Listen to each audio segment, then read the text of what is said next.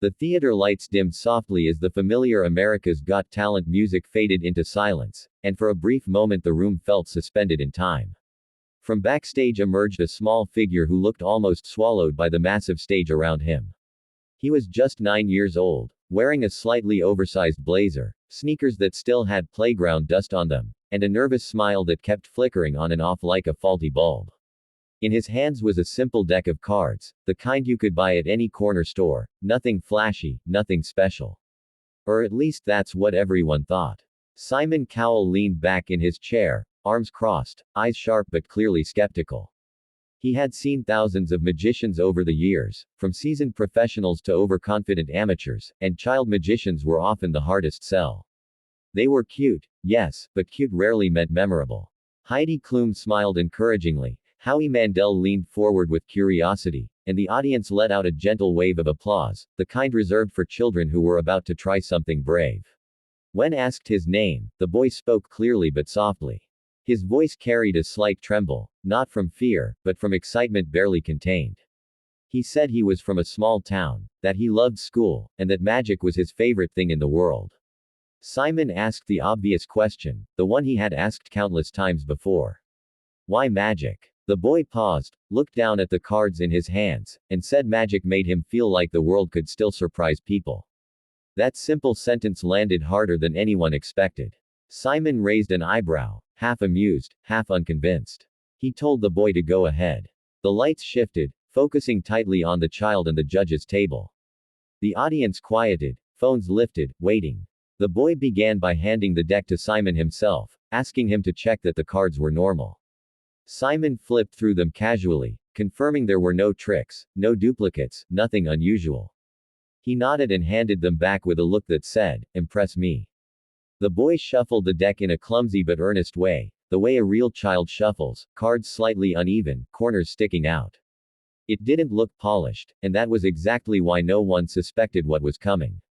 He asked Simon to think of any card, not say it out loud, not point, just think. Simon smirked, playing along. The boy then spread the cards face down on the table, ran his small fingers over them as if listening to a secret language, and suddenly stopped. He pulled out one card, slowly turned it over, and revealed Simon's exact card. The audience gasped, but Simon barely reacted. He'd seen this before. Good start, but not enough. Without missing a beat, the boy smiled and said that was just to warm up. A ripple of laughter moved through the crowd. He asked Howie Mandel to join in next, but with a twist. Howie was asked to shuffle the cards himself, as messily as possible. He did, dropping a few on the table on purpose, clearly trying to mess with the kid. The boy didn't flinch. He gathered the cards, squared the deck, and placed it behind his back. He asked Howie to name any number between 1 and 52. Howie chose a random number, grinning like a man ready to catch a trick. The boy slowly brought the deck back into view, counted down to that exact number, and flipped the card. It matched the card Howie had only thought of moments earlier. Howie's smile vanished, replaced by wide eyes and a hand over his mouth. The audience erupted. Simon sat up straighter now. Something had shifted. The boy then turned to Heidi Klum, asking her to stand. He told her to hold her hands out flat. He placed the deck in her hands and asked her to think of someone she loved. Heidi laughed, choosing her daughter.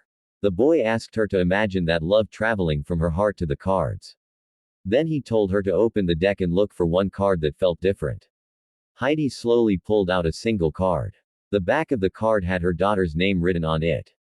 Heidi gasped, tears forming instantly, and the audience rose to their feet. Simon's arms were no longer crossed. The boy could have ended there. Most performers would have. But instead, he took a deep breath and said there was one last thing he wanted to try, something he had never done on a stage this big. The room went quiet again, this time with tension. He turned back to Simon and said he wanted Simon to make every decision. Simon chose how many cards would be used. Simon chose who would shuffle. Simon chose where the deck would be placed. At every step, the boy stayed calm, almost eerily so, like he was watching something already written unfold. Finally, the deck was placed inside a sealed box on the judge's table. The boy stepped back, hands visible, nowhere near the cards. He asked Simon to think of one word, any word. Simon hesitated, then nodded. The boy asked him to say it out loud. Simon did. The boy walked slowly to the side of the stage, picked up a large envelope that had been sitting there since the beginning, untouched. He handed it to Simon and asked him to open it himself. Inside was a single card. On the front of the card was the exact word Simon had just said. No hesitation. No explanation. For the first time in years, Simon Cowell didn't speak. The silence stretched, heavy and electric. The audience waited. The judges waited. Cameras zoomed in on Simon's face as he finally exhaled and shook his head. He admitted, openly, that he had no idea how the boy had done it. He said this wasn't just good for a kid, this was world class. High praise from a man known for giving none. But then came the final twist. As the applause thundered, the boy turned back to the judges and said he wanted to dedicate his performance to someone. He explained that his grandfather had taught him magic, practicing card tricks at a kitchen table late at night. His grandfather had passed away just months before the audition. The boy said every trick he performed was one they had practiced together. The room softened instantly. Simon stood up. He walked over to the boy, knelt down to his level, and told him that this was one of the most unforgettable auditions he had ever seen. Then he reached across the table and hit the golden buzzer. Gold confetti rained down as the boy looked up in shock, mouth open, tears streaming freely now. The audience screamed, judges embraced him, and in that moment, the world watched a dream come true.